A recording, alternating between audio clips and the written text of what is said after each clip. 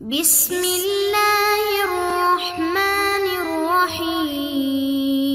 بسم اللہ الرحمن الرحیم۔ السلام علیکم عزیز طلبہ کرام، آج ہمارا مبادیات الحدیث کا سبق نمبر 37 ہے، جس کا عنوان ہے صحاح ستہ اور ان کی اغراض و شروط، اور اس کے بعد دوسرا عنوان ہے شروط الائمۃ الستہ۔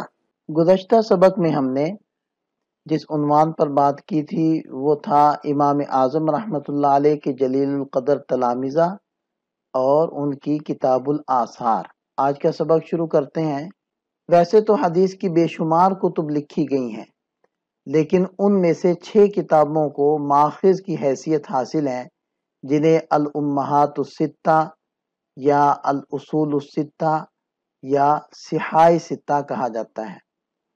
صحاح ستہ کے نام سے بعض لوگ یہ سمجھتے ہیں کہ ان میں ہر حدیث صحیح ہے، اور بعض لوگ یہ سمجھتے ہیں کہ ان کے علاوہ کوئی حدیث صحیح نہیں، لیکن یہ دونوں باتیں غلط ہیں۔ واقعہ یہ ہے کہ نہ صحاح ستہ کی ہر حدیث صحیح ہے اور نہ ان سے باہر کی ہر حدیث ضعیف ہے، بلکہ صحاح ستہ کی اصطلاح کا مطلب یہ ہے کہ جو شخص ان 6 کتابوں کو پڑھ لے، اس کے سامنے اصول دین سے متعلق صحیح روایات کا ایک بڑا ذخیرہ آ جاتا ہے، جو دین کے معاملات میں کافی ہے۔ شروع میں صحاح خمسہ کی اصطلاح مشہور ہوئی اور ابن ماجہ کو صحاح میں شامل نہیں کیا گیا۔ اسی بنا پر امام ابو بکر حازمی رحمۃ اللہ علیہ نے شروط الائمۃ الخمسہ تالیف فرمائی، اور اسی وجہ سے علامہ ابن اسیر الجزری رحمۃ اللہ علیہ نے جامع الاصول میں ابن ماجہ کو شامل نہیں کیا، لیکن بعد میں اکثر حضرات نے ابن ماجہ کو اس کی حسن ترتیب کی بنا پر صحاح ستہ میں شامل کیا۔ بعض حضرات نے ابن ماجہ کی بجائے موطا امام مالک کو اور بعض نے سنن دارمی کو صحاح ستہ میں داخل کیا، لیکن بالآخر مقبولیت ابن ماجہ ہی کو حاصل ہوئی، لہٰذا اب صحاح ستہ میں صرف اسی کو شامل سمجھا جاتا ہے۔ صحاح ستہ کے مؤلفین کی اغراض تالیف مختلف رہی ہیں۔ امام بخاری رحمۃ اللہ علیہ کا مقصد تالیف یہ ہے کہ وہ صحیح احادیث سے فقہی احکام، عقائد، سیر اور تفسیر کا استنباط کریں۔ وہ کسی حدیث سے جو حکم مستنبط کرتے ہیں، اس کو ترجمۃ الباب میں ذکر کر دیتے ہیں۔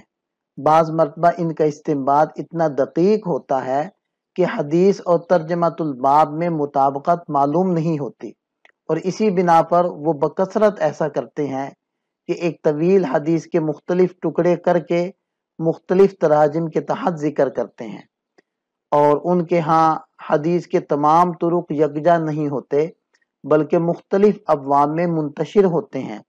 یہی وجہ ہے کہ بخاری سے کسی حدیث کا تلاش کرنا بہت مشکل ہوتا ہے۔ اس کے برخلاف امام مسلم رحمۃ اللہ علیہ کا مقصد تالیف یہ ہے کہ ایک موضوع کی حدیث کو ان کے تمام طرق صحیحہ کے ساتھ مرتب شکل میں جمع کر دیا جائے، لہذا ان کی کتاب میں ایک موضوع کی احادیث ایک ہی جگہ مل جاتی ہیں۔ استنباط احکام سے ان کو کوئی غرض نہیں۔ یہی وجہ ہے کہ اپنی کتاب کے تراجم ابواب بھی انہوں نے خود قائم نہیں کیے، بلکہ بعد کے لوگوں نے بڑھائے ہیں۔ حسن ترتیب کے لحاظ سے امام مسلم رحمۃ اللہ علیہ کی کتاب بے مثال ہے، اور اس میں حدیث کو تلاش کرنا بہت آسان ہے۔ امام نسائی رحمۃ اللہ علیہ کا مقصد تالیف زیادہ تر علل اسانید بیان کرنا ہے۔ اس لحاظ سے ان کا طریقہ یہ ہے کہ وہ عموماً ہر باب کے شروع میں وہ حدیث لاتے ہیں جس میں ان کے نزدیک کوئی علت ہوتی ہے، ان کی علتیں بیان کر کے بعد میں وہ حدیث لاتے ہیں جو ان کے نزدیک صحیح ہو۔ ساتھ ہی ان کی تھوڑی سی توجہ استنباط احکام کی طرف بھی رہتی ہے۔ چنانچہ ان کے تراجم ابواب اپنی دقت نظر کے اعتبار سے بخاری کے بعد دوسرے نمبر پر ہیں۔ امام ابو داؤد رحمۃ اللہ علیہ کا مقصد تالیف ان احادیث کو جمع کرنا ہے جن سے کسی فقیہ نے کسی بھی فقہی مسئلہ پر استدلال کیا ہے، اور وہ ایسی احادیث کو ان کے تمام طرق کے ساتھ یکجا ذکر کر دیتے ہیں۔ اس لحاظ سے ان کا طریقہ امام مسلم رحمۃ اللہ علیہ کے مشابہ ہے، لیکن چونکہ وہ تمام فقہا کے مستدلات ذکر کرتے ہیں، اس لیے وہ امام مسلم رحمۃ اللہ علیہ کی طرح صحیح احادیث کی پابندی نہیں کر سکے، بلکہ ان کی کتاب میں حسن اور ضعیف احادیث بھی آ گئی ہیں۔ البتہ وہ ضعیف اور مضطرب احادیث پر کلام کرنے کے بھی عادی ہیں، بشرطے کہ ضعف زیادہ ہو۔ چنانچہ جس حدیث پر وہ سکوت کریں تو اس کا مطلب یہ ہے کہ وہ حدیث ان کے نزدیک قابل استدلال ہے۔ البتہ بعض مرتبہ اگر ضعف ضعیف ہو تو وہ اسے نظر انداز کر دیتے ہیں اور اس پر کلام نہیں کرتے۔ امام ابو داؤد رحمۃ اللہ علیہ، امام نسائی رحمۃ اللہ علیہ کے برعکس باب کا آغاز اس روایت سے کرتے ہیں جو ان کے نزدیک اصح ما فی الباب ہوتی ہے، پھر بعد میں وہ روایت ذکر کرتے ہیں جو ان کے نزدیک مرجوح ہوتی ہے۔ امام ترمذی رحمۃ اللہ علیہ نے نسائی اور امام ابو داؤد کے طریقوں کو جمع کیا ہے۔ ان کا مقصد تالیف ہر فقیہ کے مستدل کو جداگانہ باب میں ذکر کرنا ہے، لیکن وہ ایک موضوع کی احادیث کا استیعاب نہیں کرتے، بلکہ ہر باب میں عموماً صرف ایک حدیث لاتے ہیں، اور حدیث بھی حتی الامکان وہ منتخب کرتے ہیں جو دوسرے ائمہ نے تخریج نہیں کی، اور اس موضوع کی باقی احادیث کی طرف وفی الباب عن فلاں و فلاں کہہ کر اشارہ کر دیتے ہیں، اور وہ امام نسائی کی طرح اسناد کی علتوں پر بھی تنبیہ کرتے ہیں۔ اس کے علاوہ وہ مذاہب فقہا صراحت سے بیان کرتے ہیں۔ امام ابن ماجہ رحمۃ اللہ علیہ کا طریقہ امام ابو داؤد رحمۃ اللہ علیہ کے مشابہ ہے، فرق یہ ہے کہ ان کے ہاں صحت یا حسن کا وہ اہتمام نہیں جو امام ابو داؤد رحمۃ اللہ علیہ کے ہاں ہے۔ یہ صحاح ستہ کی اغراض تالیف تھیں۔ یہاں سے ایک دوسرا مسئلہ ذکر کرتے ہیں کہ صحاح ستہ کی شروط کیا ہیں، یعنی ان حضرات نے کسی حدیث کو اپنی کتاب میں درج کرنے کے لیے کیا شرائط پیش نظر رکھی ہیں۔ یہ ایک بڑا مشکل سوال ہے، کیونکہ ان حضرات نے کہیں ان شرائط کو صراحت کے ساتھ بیان نہیں فرمایا۔ البتہ بعد کے علماء نے ان کی کتابوں کو چھاننے کے بعد ان حضرات کے طرز عمل سے ان شرائط کا استنباط کیا ہے اور اس مسئلے پر بحث کی ہے۔ اس موضوع پر دو رسائل معروف اور متداول ہیں، امام ابو بکر حازمی رحمۃ اللہ علیہ کی شروط الائمۃ الخمسہ اور حافظ ابو الفضل مقدسی رحمۃ اللہ علیہ کی شروط الائمۃ الستہ۔ علامہ زاہد الکوثری رحمۃ اللہ علیہ نے یہ دونوں رسالے اپنی تعلیقات کے ساتھ شائع کر دیے ہیں۔ ان رسائل میں اس موضوع پر مفصل بحث کی گئی ہے، جن کا خلاصہ ذکر کیا جاتا ہے۔ گفتگو کو آگے بڑھانے سے پہلے آپ حضرات طبقات الروات کو ایک نظر دیکھ لیں۔ یہ سلائیڈ ہماری سبق نمبر 32 میں گزر چکی ہے اور اس کے اوپر ہم بڑی تفصیل کے ساتھ گفتگو کر چکے ہیں۔ تو انہی طبقات کے پیش نظر آگے ائمہ کرام کی شرائط ہیں، تو اگر یہ چیزیں ذہن میں رہیں گی تو اگلی شرائط کا سمجھنا ہمارے لیے آسان ہوگا۔ سب سے سخت شرائط امام بخاری رحمۃ اللہ علیہ کی ہیں۔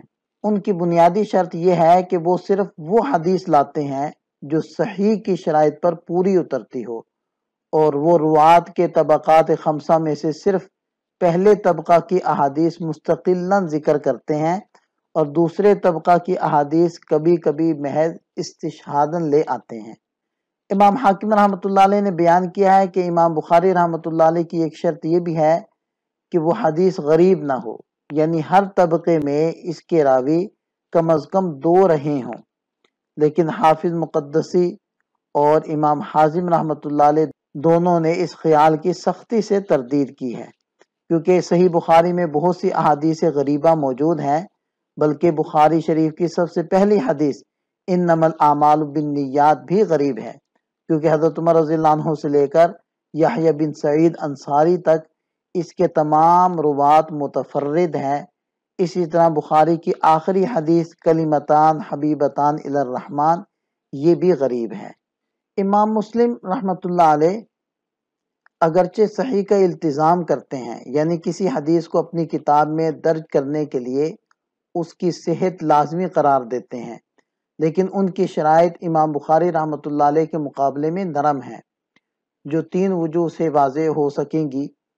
نمبر 1، امام بخاری رحمۃ اللہ علیہ روات کے طبقات خمسہ میں سے صرف پہلے طبقہ یعنی قوی الضبط کثیر الملازمہ کو لے کر آتے ہیں، اور کبھی تائیداً دوسرے طبقے کو بھی۔ ان کے مقابلے میں امام مسلم پہلے دو طبقوں کو بلا تکلف لاتے ہیں اور تیسرے طبقے کو بھی تائید کے لیے لے آتے ہیں۔ دوسری شرط، امام مسلم رحمۃ اللہ علیہ کے نزدیک حدیث معنعن کی صحت کے لیے راوی اور مروی عنہ کا محض معاصر ہونا کافی ہے، ثبوت لقاء و سماع ضروری نہیں، جبکہ امام بخاری رحمۃ اللہ علیہ ثبوت لقاء و سماع ضروری قرار دیتے ہیں۔ تیسری بات، امام مسلم رحمۃ اللہ علیہ تنقید روات کے معاملے میں امام بخاری رحمۃ اللہ علیہ سے نرم ہے، چنانچہ انہوں نے ایسے بہت سے متکلم فی راویوں کی روایات ذکر کی ہیں جو امام بخاری رحمۃ اللہ علیہ نے چھوڑ دیے تھے۔ اس کی وجہ حافظ مقدسی نے یہ بیان کی ہے کہ امام مسلم رحمۃ اللہ علیہ نے ان راویوں کے بارے میں اچھی طرح تحقیق کرنے کے بعد یہ فیصلہ کیا کہ ان پر جرح درست نہیں ہے۔ بہرحال صحیح مسلم میں متکلم فی راویوں کی تعداد صحیح بخاری کے مقابلے میں دگنی ہے، یعنی 160 ہے۔ سیاہ ستہ کے باقی ائمہ کی شرائط وہی ہیں جو روات کے طبقات خمسہ کے بیان میں سبق نمبر 32 میں ہم ذکر کر چکے ہیں۔ چنانچہ رجال کے بارے میں امام نسائی ابو داؤد سے اور ابو داؤد ترمذی سے اور ترمذی ابن ماجہ سے زیادہ سخت ہیں۔ آج کا سبق ہمارا مکمل ہوتا ہے، اور آج کے سبق کا خلاصہ ہے دو عنوانات، صحاح ستہ اور ان کی اغراض و شروط، اور دوسرا عنوان ہے شروط الائمۃ ستہ۔ ان دونوں پر ہم نے گفتگو کی ہے۔ اللہ تعالیٰ ہم سب کا حامی و ناصر ہو۔ ملتے ہیں نئے سبق کے ساتھ، دعا میں یاد رکھیے گا۔ السلام علیکم۔